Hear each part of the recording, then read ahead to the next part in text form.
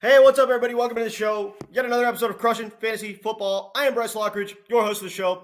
All right, guys, today I have a list here of 7 players that I want you to avoid. Now, I know it's fun to talk about who's going to win you your league and who I want you to draft, but it's just as important to know who to avoid. That way you don't shoot yourself in the foot. And I want to make sure you avoid these guys. And also, trigger warning, there's some good players on this list. The reason that they're so dangerous is because they're good and their ADP is high, but they're not going to return their ADP and they're being drafted too highly. So I just want to make sure that you avoid these guys because they're not going to return the value as far as where they're going in the draft. So I'm going to start right here with the first player on my list, and that's T. Higgins. Now, this is a guy who only had an 18.6% team target share last season. This was down from his 23.9% target share in 2021. So he saw a significant target share decrease, and this was very much because Jamar Chase saw a significant target share increase. So Jamar Chase's target share went up more than 6% in the offense, while T. Higgins' target share went down more than 5% in the offense. This is not a good sign for T. Higgins. And if you look at the red zone usage, right, we want our guys to have scoring opportunities. T. Higgins only had 12 red zone targets, and he played all 17 games. Jamar Chase had 26 red zone targets and only played 12 games.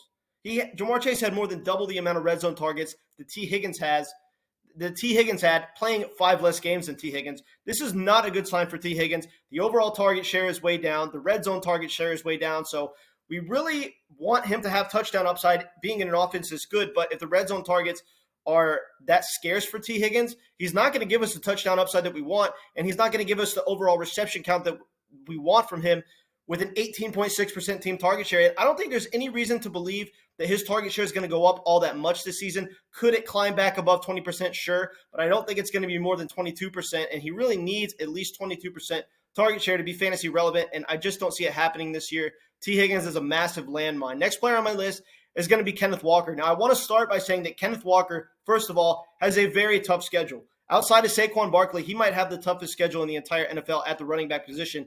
And obviously, they drafted Zach Charbonnet. This is really bad for Kenneth Walker. This is a guy who has never proven to be a good pass-catching back. Not in college, not in his first season in the NFL. He thrives on his big playability in the rushing game. So we need Kenneth Walker to bust big plays for us to rely on him, right? And we really don't want to rely on a running back that just only can produce if he busts a huge run, because those can be few and far in between no matter how good you are. And we know that Zach Charbonnet is going to come in and he's going to eat up all the receptions in this backfield. I mean, 2020 in college, he had 6 receptions. Wasn't catching that many passes. But then in the 2021 season, 24 receptions. 2022, 37 receptions. He was used more and more in the passing game as his college career progressed. And I think this is very much why they drafted him. I mean, we know that if you want to run an efficient offense in today's NFL, you really need a good pass-catching back. So while Kenneth Walker is significantly faster and really more explosive as far as his big playability than Zach Charbonnet is going to provide this team with the necessary safety valve they need when a play breaks down and they need to, dump off a pass out of the backfield and let somebody run with the ball that's big and strong and can run people over. So that's what Zach Charbonnet is going to do. And considering the fact that running backs really need that pass-catching upside to be elite in fantasy nowadays because it's more and more of a passing league, I hate Kenneth Walker this season. I don't see any reason why you wouldn't just fade him early and draft Zach Charbonnet. It's totally possible that at the end of the season, Zach Charbonnet has more overall fantasy points than Kenneth Walker because he's going to be catching all the passes out of the backfield. So I really like the play of fading Kenneth Walker early, just waiting and drafting Zach Charbonnet. No knock to Kenneth Walker. This guy's incredibly talented, but the situation just isn't good for him. And based on his role in the offense, now that they've added Zach Charbonnet, I just hate drafting him this year. Next player on my list is going to be Terry McLaurin. Now, I want to start by saying that I feel bad for this dude. This dude's incredibly talented, world-class speed, runs a 4.35, good route runner, powerful, has all the athletic intangibles to be an awesome wide receiver 1, could be a high-end wide receiver 1 if he had the right quarterback, but he's never had a remotely good quarterback in his career. And this is very much why he hasn't produced numbers. He's never had a season of more than 90 receptions. He's never had a season of more than 5 touchdowns. And if you look at his target share, it's gone down steadily. The past 3 seasons, 2020, he had a 25% team target share, very healthy.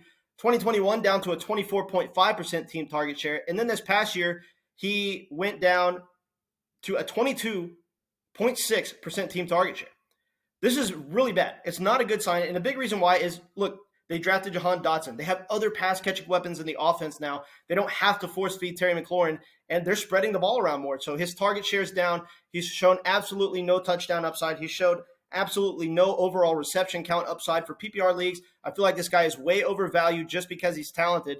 But another thing, you look at the last 3 seasons, right? At least 30% of his yards came on yards after the catch. This is a testament to how athletic this guy is. He can run you over, he can make you miss, but the problem is he has to do everything all on his own, and the offense that he's in doesn't really provide him the necessary tools that he needs to be a wide receiver one. He's going in the middle rounds. Sometimes in drafts, I see him creeping up higher because people know how good he is, so they're looking for the upside, but the offensive situation is still good. Is Sam Howell going to come in and make this guy a good wide receiver? I mean, I don't think so. You know what I'm saying? I don't think that – I can't sit here and tell you guys, I think Sam Howell's the answer. Now that the team has Sam Howell, Terry McLaurin's going to be the wide receiver one that he can be. I just don't trust that to happen. We don't know much about how good Sam Howell is going to be, but I don't think that he's even remotely going to be a quarterback that can make Terry McLaurin an actual wide receiver one. I don't see it happening whatsoever. You need to fade this guy altogether. Next player on my list is going to be Deebo Samuel. Now, I called Deebo Samuel being a bust at the beginning of last year, going into the draft. And everyone hated me for it because, he had an awesome 2021 season. He had 14 touchdowns. He was used in the running game and the passing game. Here's the biggest problem with Deebo Samuel, okay? He does not have the rushing upside that he used to have now that the team has Christian McCaffrey.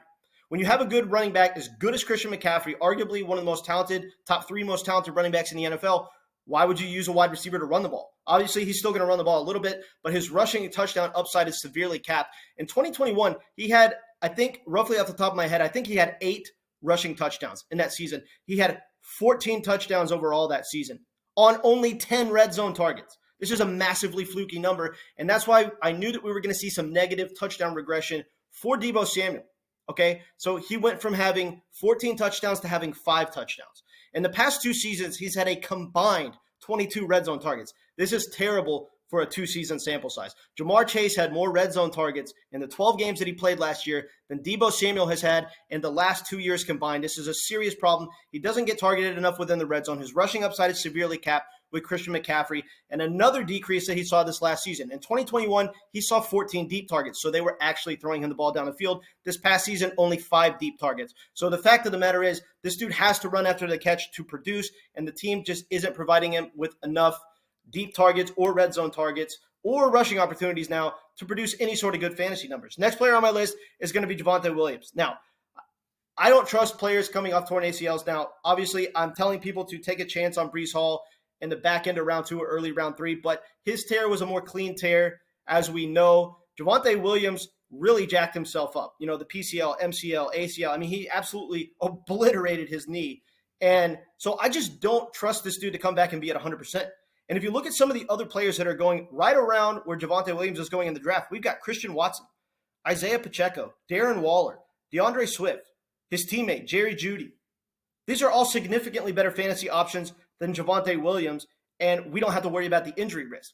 When it comes to Jerry Jeudy, I'm pretty sure that this team is going to be a pass-first team this year because I don't think that they want to feature Javonte Williams as a massive workload hog coming back from obliterating his knee in every way, shape, and form. So all of these players that I have here, including his teammate Jerry Jeudy, are a significantly better option.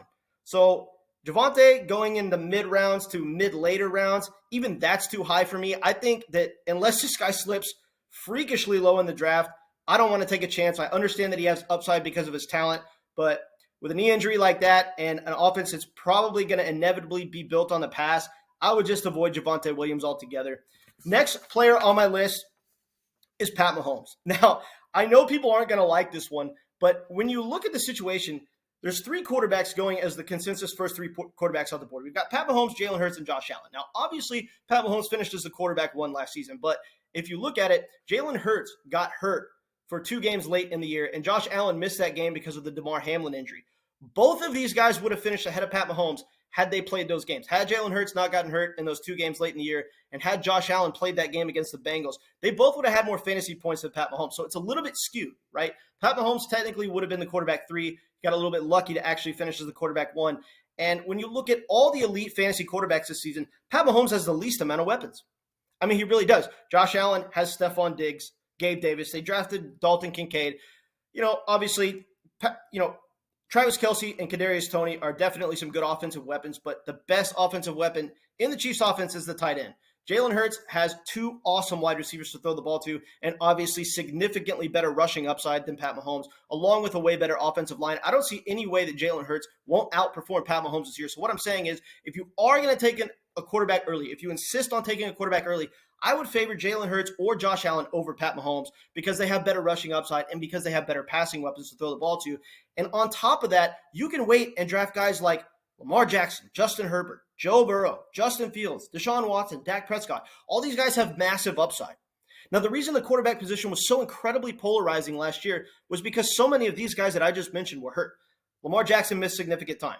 Justin Herbert had the rib injury, so he wasn't running the ball at all. Joe Burrow and the Bengals offense really were a mess at the beginning of the season. Had they started a little bit hotter, Burrow could have potentially made a shot at being the quarterback one. Justin Fields didn't really get to start being unleashed until the halfway point of the season. Deshaun Watson didn't play the whole season. Dak Prescott missed 5 games. These are all guys with massive quarterback upside that you could get way later in the draft. So you could invest draft capital in running backs and wide receivers early like you're supposed to, and you can still get these quarterbacks with high ceilings. So although everyone's telling you draft the quarterback early, I still advise against it because you can wait and still get guys with the same upside.